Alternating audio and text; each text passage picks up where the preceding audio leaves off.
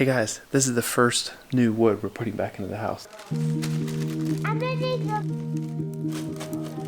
gonna make new ones for when the babies come. He's not here yet.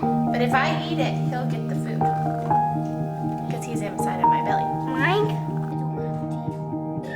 Joyful and I went on another walk this morning. This time we walked up the mountain because we needed to do a shorter walk. And we wanted to see. I'm just done with you. You can come. Yeah, Wilder's upset because we haven't been bringing him because his legs are a little bit short. But it was good. We walked up the mountain and just, I love getting outside first thing in the morning in the spring. One of the reasons we decided to get pregnant in the winter was because we knew that I would be coming out of that first trimester in the spring. Obviously that's really practical for a lot of reasons because there's so much work to be done in the spring. I didn't want to be sick that time of year where I knew I would probably not want to do a lot of things or not be able to in some ways. As I'm coming out of the first trimester and starting to feel a lot better, I realized it was such a good decision because I just feel so energized. I feel like double energized. I always feel energized in the spring coming out of winter, but now that like I went from feeling so bad and now I'm starting to feel better, it's like double excitement. So Anna,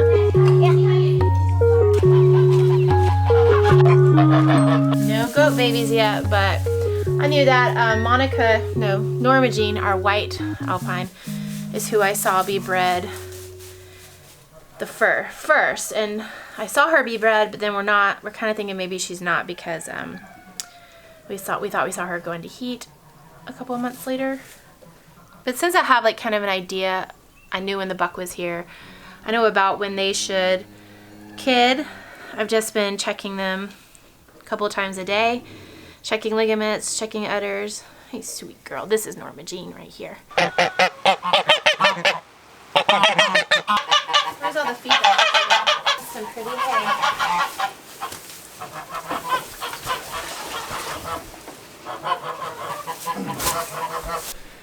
People have had a lot of questions about why we keep the cows in the barn, so I wanted to address some of those really quickly. The main answer is that in this wet, muddy season, it's actually better for the cows because there's no benefit to them being in the pasture. There's no grass out there for them to eat. This is actually better for their hooves in here because it's more dry in this bedding. Additionally, it's better for our pasture because our pasture is being destroyed by hooves in mud. Yeah. Grass basically doesn't grow in the winter. It grows very little. And unless you've stockpiled a bunch of pasture, as in let it grow all the way up in the fall, it's really not worth keeping your cows out on pasture. The other thing is that we can collect their manure and then we don't have to buy compost. Compost is extremely expensive. It's also very difficult to get in the quantities that we need on our farm. And so this means that we can actually collect all of their good manure, and every year we'll make a giant compost pile. You saw our compost pile from last year. It was almost as tall as me. We just spread all that good stuff out on our garden. It still wasn't enough. So this is actually an awesome situation. And in the 19th century, at what you could consider kind of the peak of agriculture technology, before all the synthetic fertilizers came in, when they had really figured this stuff out, this is what they did. They pulled their cows into their barns or into a barnyard and they fed them hay and they collected all their manure. The cows are a precious resource, the pasture is a precious resource, and their manure is a precious resource. And in this method, we're actually giving the cows a healthy environment, we're taking care of the pasture, and we're collecting this huge amount of concentrated soil nutrients that are going to go into the garden. one thing about this method is that in the spring, when you do finally let them out, you do have to be careful with just putting them out on lush grass. You have to do it a little bit at a time. So we won't just, spring comes, the mud dries up, let them out on the pasture, good to go. So they can actually get something specifically called grass tetany that can kill them. So what we will do is we will feed them hay in the morning, leave them in for a lot of the day, and then let them out in the evening. Then, a few days later, let them out in the afternoon, and as time goes on, we'll give them more and more time out on the grass. And then, late spring, they'll be out full time. And the shorter answer to when will the cows be back in the pasture, it's when there is grass out there for them to actually eat. All right, today we're jumping into the house. patching some of these holes like this in the floor, tearing out some of this rotten old subfloor, shimming in some plywood there. You'll see what I'm talking about. There's a collection of spots that has some rot in the subfloor. Actually, not very many though, fortunately. And then this may be the ugliest one. It's small, but I think it goes into the framing there. So I'm gonna have to kind of dig down there and just see what we're dealing with.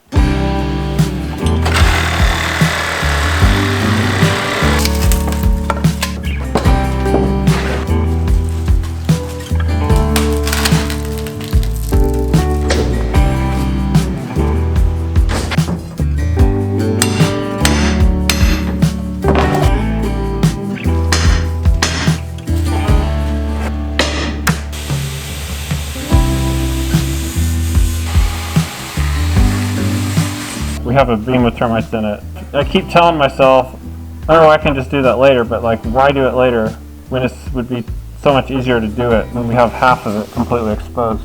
We're looking at this, how little there is left in this beam. First, they knocked it there for a pipe or something, and then this is gone with termites. I'm gonna cut it right there and then try to pound this. What do you think? This is kind of like that cartoon where you cut the branch off the stigma.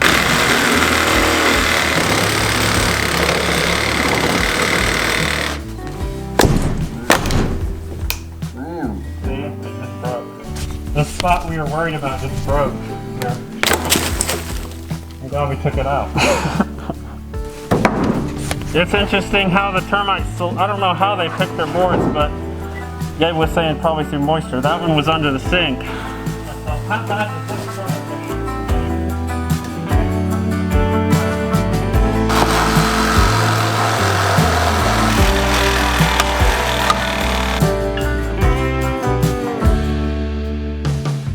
This is how it is when you're renovating, and not even a surprise. Things just get worse and bigger the more you do.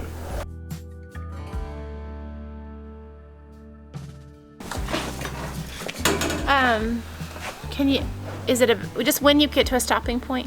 How many bags is it? Just 6. They're in the car right now. Yeah, I'll help in a second. Bree wants this compost that's down here into the garden. Hey Bree, where do you want it in the garden? It can be right inside the garden. And Bree's gonna keep the camera and tell you about how nice it is to be soaking up the sun. Vitamin D. Thanks. It is about go time in the garden. As you guys know, it's mid-March, and Get your bike out of the road, big man. I'm about to plant sugar snap peas. I wanted to show you how beautiful my strawberry beds look right now. Mama Alice living her best life out in the front yard. I was actually coming down here to let her out, and it looks like Gracie already did that. And she has taken the goats on a walk too. I think I'll let the chickens out real quick, since we're going to be down here the rest of the day. Actually, I won't, because the mean goose is with the chickens. The difference, a lot of you guys are like, oh, kids should know better about geese in the spring and all this, and I get that. We've had geese for years. Our kids know that geese are aggressive. This is in response to the guard goose, the one that guards our flock, attacking our 5-year-old. Him. The difference is that these geese, although they're aggressive, when I walk towards them, they walk away. You see that? And the kids can just put their arms out and walk towards those geese, and these geese will walk away. This goose won't do that. We can literally be across the whole yard, and he will spy one of us, and he will chase after us and attack us. That's not okay. So that's why this goose has to go, and these geese get to stay. Look how excited she is. I know.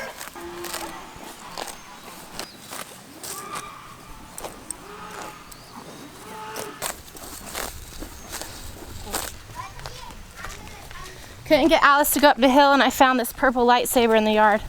She started booking it right away. I just wanted her to go up the hill so I could see her from the garden. Up the hill. Thank you.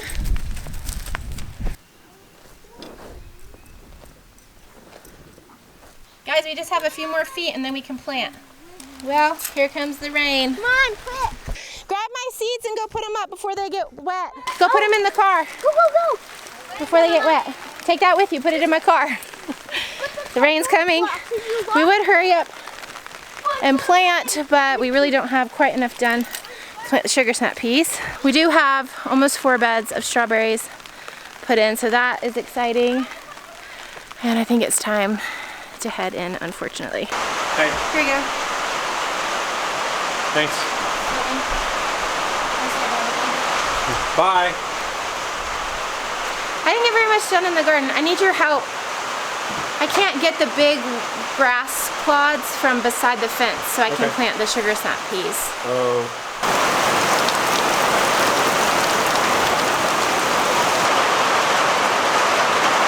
Rain, hail, and now the blue skies are back for who knows how long.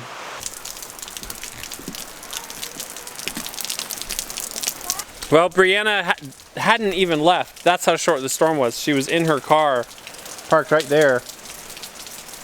It rained for like 3 minutes hard. It hailed for about 1 minute, and then the sun came back out. We're just replacing rotten wood. Okay.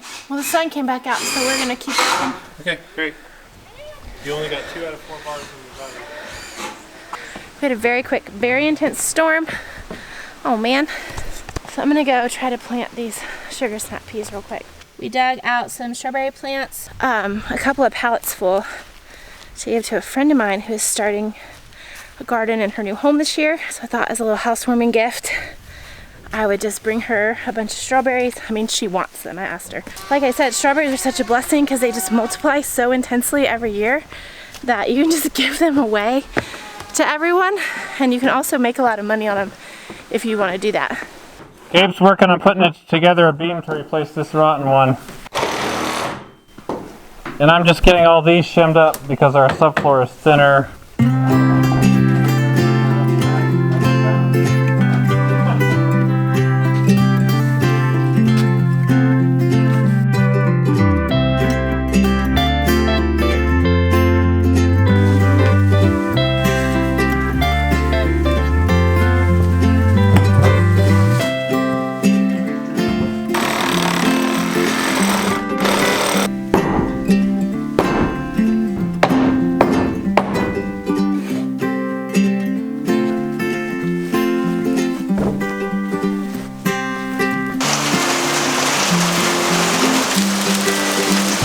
It's hail again!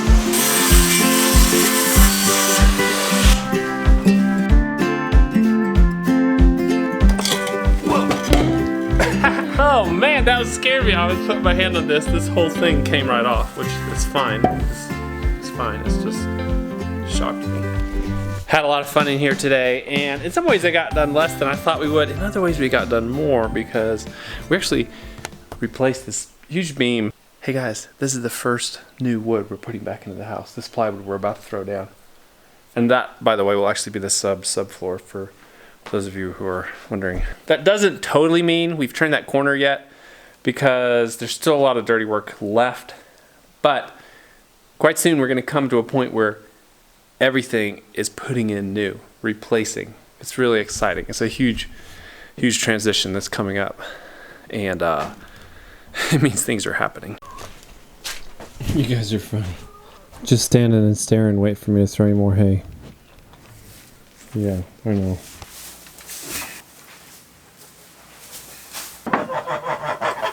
The goats look fine. I'm not really experienced enough checking their ligaments to say whether or not the magic is about to happen with the goat babies. But I can tell you they're not in active labor right now. It's a beautiful evening, and for now those chores are done. It's been an awesome day. I'm a little overexposed. We've gotten a ton done in the house, in the garden. Some crazy beautiful weather. Right now we're just chilling out, about to go to bed. Justice is doing a backwards drawing where he does a drawing and then we reverse it, and it looks like he's erasing it instead of drawing it. So I'll show you that now.